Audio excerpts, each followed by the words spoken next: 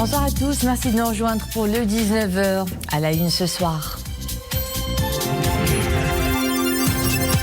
18 novembre, commémoration du 65e anniversaire de l'indépendance du Royaume. Une date phare jamais gravée dans l'histoire moderne du pays qui illustre le combat mené par le trône et le peuple pour la liberté. Évocation de cette épopée glorieuse dans ce journal. Le poste frontière de Guerguerat, une zone complètement sécurisée par le Maroc, un corridor désormais fréquenté en toute quiétude par les camionneurs qui font la traversée entre le Royaume et la Mauritanie. Des professionnels soulagés, nous suivrons leurs témoignages. À suivre également le portrait de Hamdi Ould Ali Ould Mbarak. Il a répondu à l'appel de la patrie. Il partage avec nous sa joie de rallier la mère patrie et les souvenirs douloureux de l'enfer des geôles du Polisario. À la une ce mercredi 18 novembre, la commémoration d'une date phare de notre histoire, le 65e anniversaire de l'indépendance. En cette occasion, Sa Majesté le roi Mohammed VI a reçu des messages de félicitations de chefs d'État des pays frères et amis, messages dans lesquels ils expriment leurs chaleureuses félicitations et leurs meilleurs vœux de santé et de bonheur à Sa Majesté le roi et au peuple marocain davantage de progrès et de prospérité. Les 65 ans de l'indépendance, un glorieux anniversaire, une date gravée dans les annales de l'histoire du Royaume. Cette immuable épopée demeurera le moment fort pour rendre hommage au trône alawite et à son peuple soudé derrière son souverain, ainsi qu'à leurs inlassables efforts dans la lutte ininterrompue pour s'extirper du joug du colonialisme et instaurer un état de droit uni et indépendant. Le 18 novembre 1955, feu Sa Majesté Mohammed V proclamait la libération du Maroc de l'occupation. À son retour de l'exil forcé en compagnie de la famille royale, le défunt souverain déclarait « Nous sommes passés de la bataille du petit djihad à celle du grand djihad ». Arrêt sur une page glorieuse de notre histoire, Mohamed El-Shkar. C'est l'histoire d'une épopée, une leçon d'histoire. Une épopée qui commence avec la présentation au sultan Sidi Mohammed Ben Youssef d'un plan de réforme politique que le sultan présentera et défendra devant la puissance coloniale. Face à cette résistance, unissant le roi et le peuple qui font front uni, les forces coloniales déportent et imposent l'exil à Madagascar, au symbole même de cette résistance, feu Sa Majesté Mohammed V. Nous sommes le 20 août 1953. Ce fut alors le déclenchement de la révolution du roi et du peuple. La lutte politique devient résistance armée, aussi légitime que relevant d'un devoir national. Un peu plus de 2 ans plus tard, nous sommes le 16 novembre 1955, feu Sa Majesté le roi Mohammed V regagne la mère patrie. Les 16, 17 et 18 novembre sont depuis décrétés comme étant les 3 glorieuses, commémorant chaque année le retour triomphal à Rabat de feu Sa Majesté le roi Mohammed V après près de 27 mois d'exil forcé par la puissance coloniale de l'époque. Le début de l'œuvre à la fois de l'édification du Maroc moderne et du parachèvement de la souveraineté du Maroc sur l'ensemble de son territoire. À peine 14 ans après l'indépendance, ce fut la poursuite avec doigté de l'unité territoriale avec la récupération de Sidi Ifni en 1969. Ce même esprit des 3 glorieuses produira 6 ans plus tard la plus grande marche pacifique inédite dans l'histoire des nations, au nom de la liberté et de la dignité humaine. La marche verte qui permettra au Maroc de recouvrer sa souveraineté juridique et historique sur son Sahara, sur ses provinces du Sud. 4 ans après la marche verte, c'est la province d'Oued Dahab qui regagne la mère patrie. C'était le 14 août 1979. Aujourd'hui donc, c'est toute cette histoire de recouvrement par le royaume de sa souveraineté sur l'ensemble de son territoire que le peuple marocain célèbre. Le 65e anniversaire de la fête de l'indépendance, une date phare, indélébile, gravée dans les annales de l'histoire du royaume, cette immuable épopée qui demeurera jamais un grand moment pour rendre hommage à la symbiose réelle et exemplaire entre le peuple marocain et le trône alawite. Après 3 semaines de blocage suite aux inadmissibles actes de banditisme auxquels se livraient des milices du Polisario, coupeurs de route dégagés de cette route par l'intervention des phares vendredi dernier, les professionnels du transport routier retrouvent le volant en toute sérénité pour leur promettre d'exercer leur mission dans les meilleures conditions. Aujourd'hui, les travaux vont bon train pour la réalisation d'une route en bitume reliant les postes frontières du Maroc et de la Mauritanie. Sur place, le reportage est de nos envoyés spéciaux Abdelfatah Zouine, Abdelghani Jbal, le commentaire de Nisrina Oustar. Ce qui était il y a quelques jours un chapelet de pistes rocailleuses transformé par des miliciens coupeurs de route en un vaste terrain de vandalisme et de scènes de chaos est aujourd'hui un chantier à ciel ouvert. Une route en bitume est en train d'y voir le jour. La nouvelle route reliera les postes frontières marocains et mauritaniens sur quelques 4 kilomètres.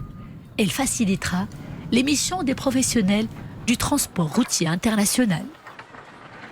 الطريق هذه راه كتحيد بزاف ديال المشاكل على الشوافر وعلى الكاميونات. L'état de cette route est très mauvais, ce qui ralentit un peu le rythme des opérations de transit. À ce niveau-là, par exemple, parcourir 2 km seulement peut vous prendre 1 heure carrément. C'est beaucoup. Vivement la fin des travaux.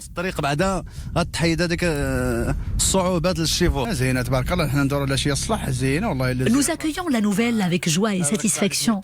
Nous avions fortement besoin que cette route soit construite. Le chemin que l'on traversait en 1 heure, voire plus, nous prendra désormais moins d'1 quart d'heure. C'est génial. Sur la partie non encore bitumée, nous sommes montés dans un poids lourd pour accompagner un camionneur, aujourd'hui de service. Les obstacles qu'il cite, tout comme ses confrères, nous les avons constatés de visu. Taoufek tient le volant tout en nous expliquant. Comme vous voyez, c'est une véritable souffrance que de traverser cette piste. Son état laisse à désirer. Et ce qui complique encore nos tâches, ce sont les dizaines de tonnes que nous transportons. Et les pannes répétitives également. Tout cela est source de panique et de stress. Bientôt, cela sera de l'histoire ancienne. Nous en sommes très satisfaits.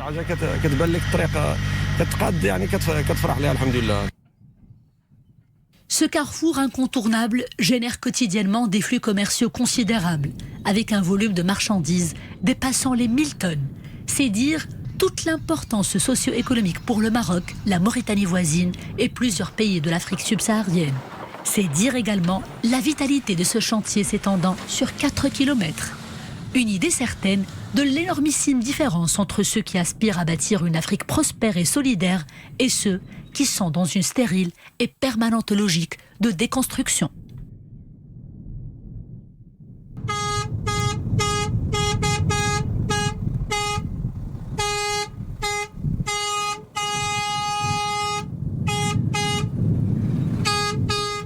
La sécurisation du poste frontière d'El Guergueret par nos forces armées royales, une opération accueillie dans la joie et le soulagement par les transporteurs professionnels, ceux qui ont l'habitude d'emprunter ce passage reliant le Maroc et la Mauritanie.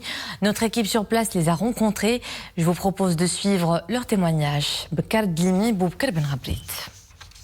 Sur des centaines de mètres, une file interminable de poids lourds. Les camions de transport de marchandises sont en route vers divers pays subsahariens via le poste frontière d'El Guergueret. C'est dans le calme, trahi par le bruit des moteurs des engins, que les camionneurs poussent un ouf de soulagement, saluant au passage le professionnalisme des éléments des forces armées royales qui ont mis fin à leur souffrance. Je suis tellement content. Il y a tout le monde qui avait des difficultés, même nous-mêmes. Et concernant aussi les autres pays voisins qui ont les marchandises qui passent sur le chemin ici. Depuis 2017, à chaque fois il y a des perturbations. Ça trouve qu'on a des marchandises, les marchandises même se gardent sur la route. Donc moi, en tout cas, j'ai subi cette fois-ci, ça fait 4 fois qu'on coupe la route devant moi, sans cause. Et puis c'est les civils aussi, on nous met dans les problèmes. C'est pas seulement le Marocain qui passe sur la route. Nous interpellons la communauté internationale. Non, cette route-là, c'est magnifique parce que quand tu rentres au Maroc, avec le colis qu'on vient prendre pour aller à Abidjan, vraiment, ça, on se débrouille pas mal. C'est mieux que tu vas te mettre sur l'eau pour aller en Espagne. Après l'intervention des forces armées royales vendredi dernier, mettant fin aux actes de banditisme des miliciens du Polisario, les camionneurs retrouvent donc le sourire. La route permet l'approvisionnement en fruits et légumes, notamment des marchés mauritaniens, et surtout d'alimenter toute l'Afrique de l'Ouest, jusqu'en Côte d'Ivoire en passant par le Mali, le Sénégal et tous les pays avoisinants. Mais ces routes-là, nous la voyons très utile parce que c'est une route, ce n'est plus maintenant la route marocaine, c'est une route internationale qui appartient à tous les pays qui sortent d'ici à Gargaret. Énormément de pays, on y va au Sénégal, au Mali, au Burkina, en Côte d'Ivoire, un peu partout. Donc c'est une route qui est devenue maintenant impérative pour tout le monde, quoi. Donc nous devons la valoriser, nous devons aussi la mettre en fait dans de bonnes conditions parce que c'est nous qui y gagnons. Le Maroc avait décidé d'agir à El Guergueret pour défendre ses droits après avoir observé depuis le 21 octobre dernier la plus grande retenue face aux provocations inacceptables des séparatistes, coupeurs de route, et après l'échec de toutes les tentatives visant à faire revenir à la raison les hors-la-loi qui règnent sans impunité dans les camps de Tindouf. Les provinces du Sud au cœur d'un modèle de développement. Des chantiers d'envergure sont mis en exécution. Nous restons dans la province d'Aosserd où une série de projets d'infrastructures sont lancés dans plusieurs domaines. La santé, l'enseignement, la formation professionnelle et le renforcement de l'offre du réseau routier. De nouveaux projets dont le coup d'envoi est donné à l'occasion de la fête de l'indépendance. Le reportage est à Bir Guendouz, à Vlarnijbar, à Abdelftah Zwi. Le commentaire est de Zakaria Mouqim Billah. C'est un grand jour pour cette école primaire de Bir Guendouz. Arborant le drapeau national, des élèves en liesse célébrant toute fierté la fête de l'indépendance. À cette occasion, un nouveau projet réalisé par l'Académie régionale de l'éducation-formation de la région d'Arlaouet Dahab est inauguré. Il s'agit de la construction de 4 salles de classe et de logements de fonction au profit des cadres administratifs et pédagogiques. Dans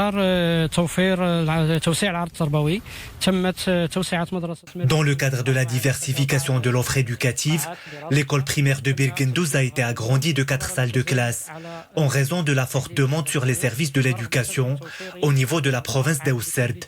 L'objectif est de garantir un siège pour chaque élève, ce que nous réalisons à un taux de 100%, et aussi de garantir les conditions de distanciation et de sécurité.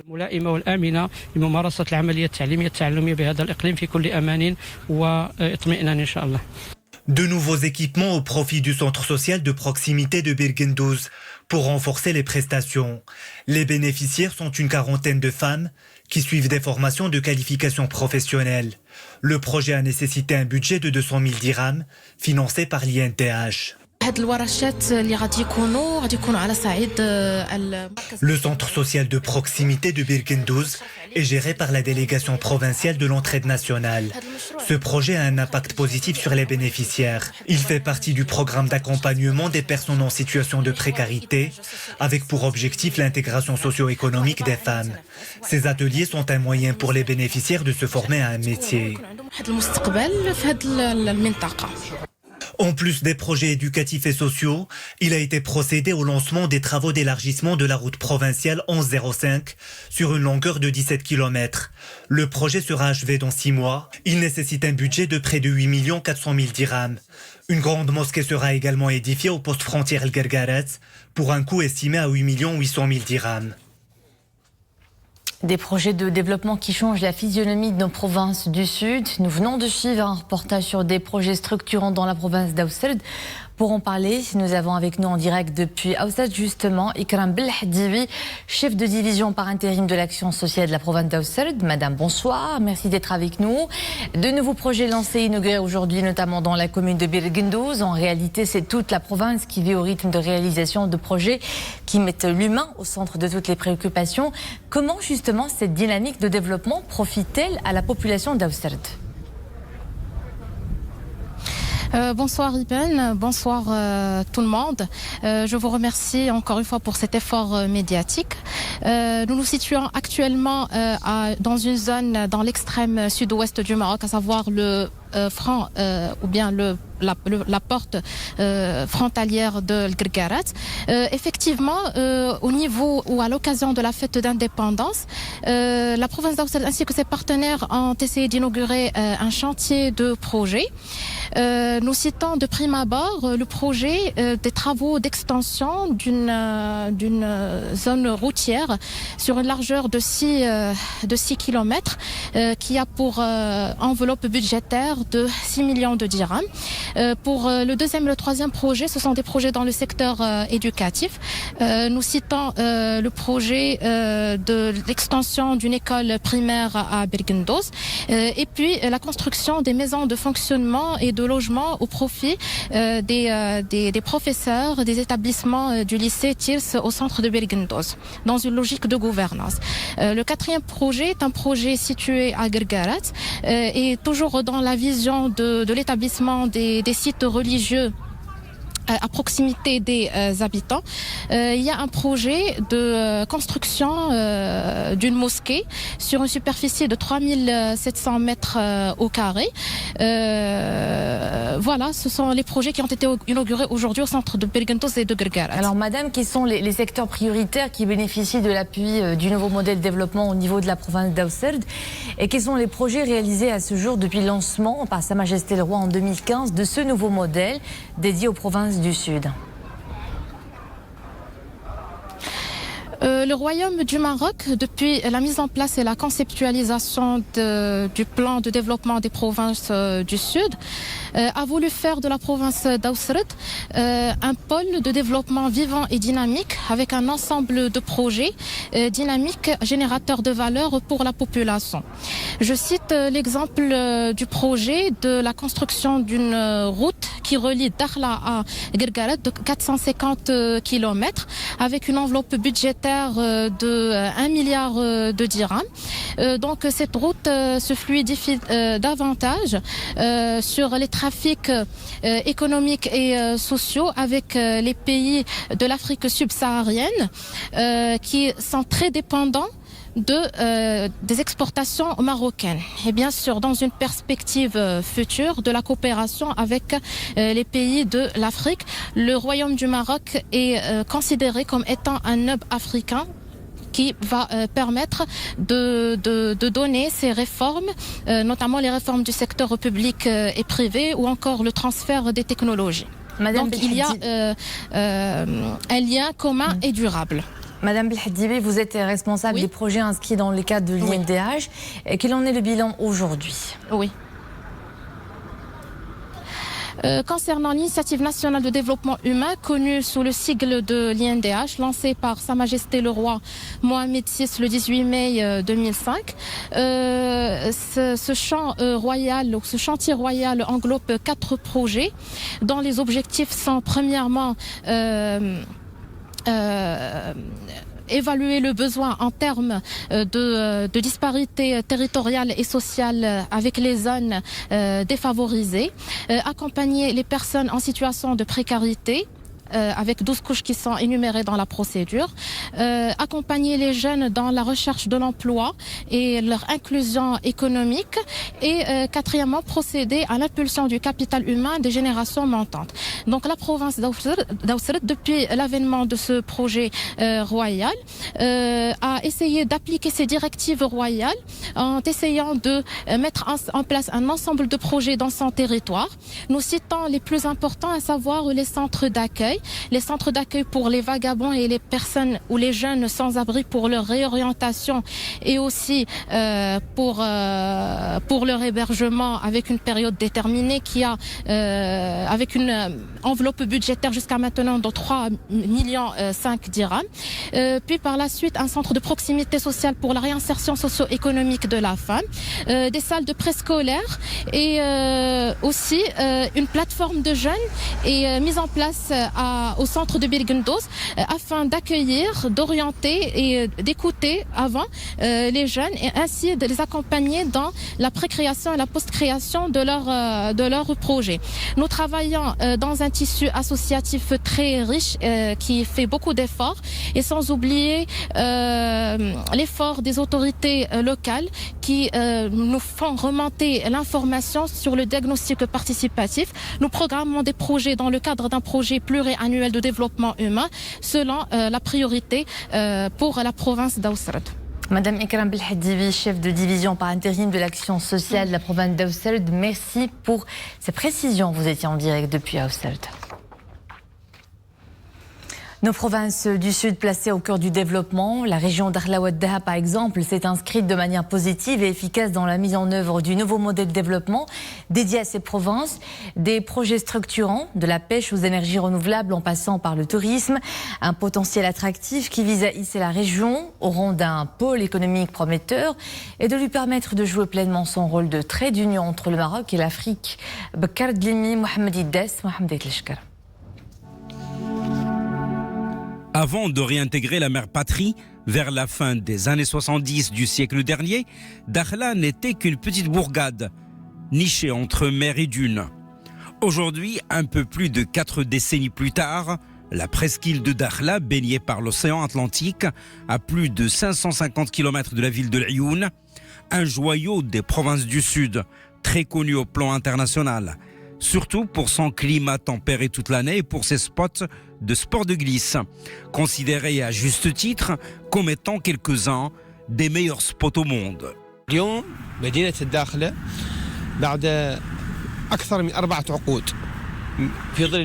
Aujourd'hui, la ville de Dakhla, après un peu plus de 4 décennies de réintégration de la mère patrie, c'est une vraie belle ville qui a été édifiée.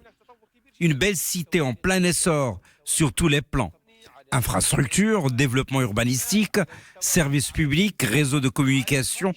Dakhla est ouverte sur le monde entier avec des connexions importantes et modernes avec son environnement régional et international.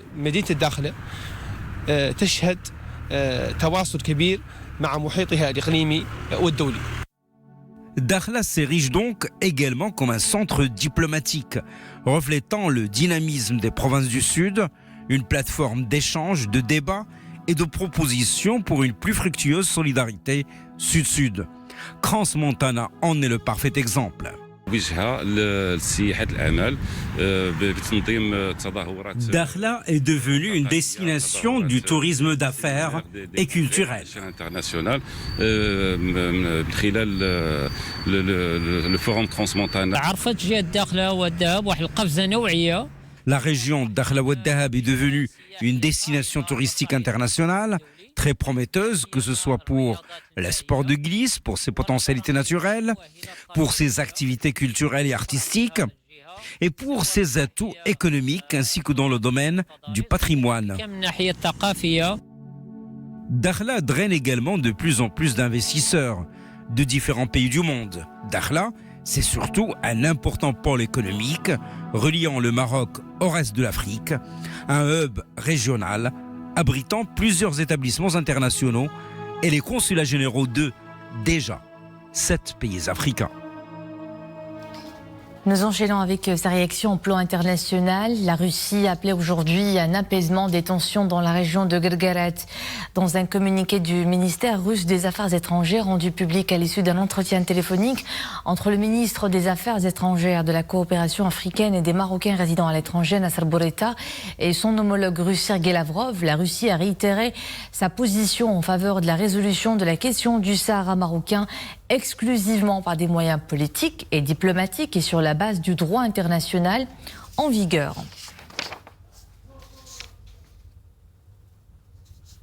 L'opération de sécurisation menée par le Maroc à la zone tampon de Belgorod continue donc de susciter un élan de solidarité à l'échelle internationale. Le Bureau de l'International libéral a condamné la violation par le Polisario de l'accord de cessez-le-feu et les appels belliqueux des séparatistes contre le Maroc.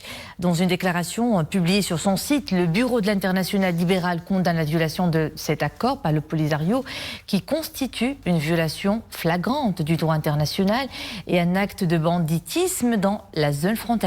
Pour sa part, l'Observatoire des droits de l'homme de Catalogne considère que le Maroc a défendu son unité territoriale en mettant fin aux provocations des milices du Polisario qui bloquaient le passage de Belgorod.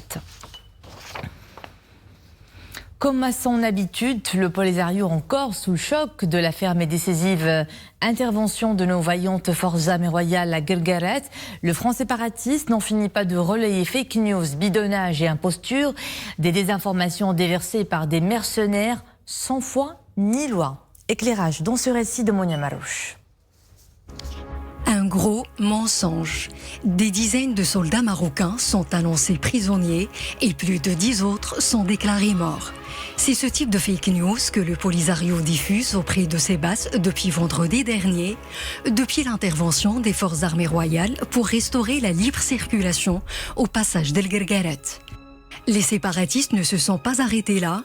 Ils ont aussi annoncé des attaques contre les bases marocaines à Mahbes, Haouza, Aousret et Al-Farsiya. Des informations bien évidemment totalement fausses. Autre fake news, les troupes du Polisario auraient abattu un drone de reconnaissance marocain, exploitant ainsi l'image d'un drone turc écrasé à la frontière syrienne. Sur leur page Facebook, les internautes pro-Polisario relatent de prétendus exploits des milices armées du groupe séparatiste pendant des affrontements qui n'ont cependant jamais eu lieu. En revanche, ces vidéos postées se sont déroulées à Bassoura en Irak, au Yémen ou en Syrie. Toujours sur les réseaux sociaux, les acteurs de la propagande prétendent qu'un hélicoptère de la gendarmerie royale évacue des militaires marocains blessés. Or, ce cliché illustre l'opération d'évacuation de 2 spéléologues espagnols morts en 2015 dans le Haut-Atlas. Et le clou de la propagande des séparatistes, le Maroc aurait attaqué des civils en train de protester et donc aurait violé l'accord de cessez-le-feu. Alors que l'opération des forces armées royales s'est déroulée de manière pacifique, sans accrochage ni menace pour la sécurité des civils. À présent, nous allons vous brosser le tableau le portrait de nos compatriotes sahraouis ayant répondu à l'appel. La patrie est clémente et miséricordieuse. Il s'appelle Hamdi Ould Ali Ould Mbarak, désormais serein. Il a raconté à notre équipe l'incommensurable joie du retour à la mère patrie, mais aussi l'insoutenable enfer du passé. Hafid Mahdar, Jamal Khsassi et Nesrine Ostar. Toutes les plaies ne sont pas faciles à penser. Celle avec laquelle Hamdi vit encore est béate. Il en parle avec une émotion qui donne la chair de poule. La séquestration, la torture, l'angoisse, l'insomnie, des peines qu'il connaît si bien. Il les a intensément endurées avant le retour salvateur à la mère patrie. Un tableau sombre comme les nuits passées dans les prisons de la honte du Polisario. Un passé amer qui hante toujours ses pensées. Le cœur encore lourd, Hamdi nous en a confié quelques bribes. Son témoignage est poignant.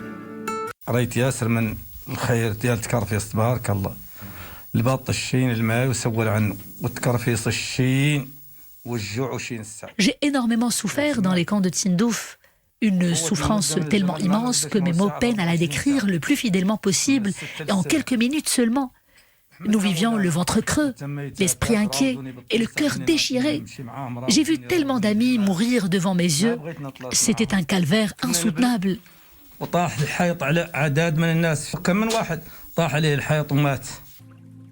Hamdi vit aujourd'hui dans la commune territoriale de Mahbes, province d'Assazag. La douceur du cocon familial le remplit de joie. Des moments inégalables savourés autour du plus savoureux des breuvages locaux, le thé sahraoui.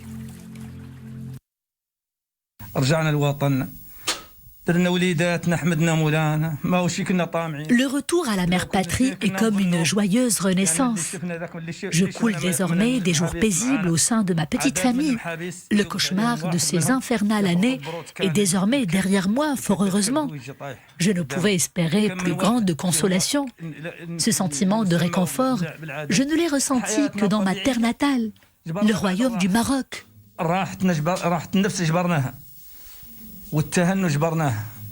Le retour de nos concitoyens sahraouis à leur terre natale est une autre pique, une autre gifle aux bandits du Polisario et ceux qui les manipulent et dont la propagande ne cesse d'accuser revers après revers.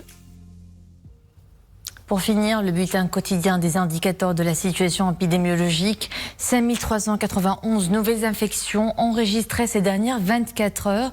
5757 guérisons et 81 décès. Le total des cas actifs est de 48 631, dont 1040 cas graves et critiques. 170 enregistrés durant ces dernières 24 heures.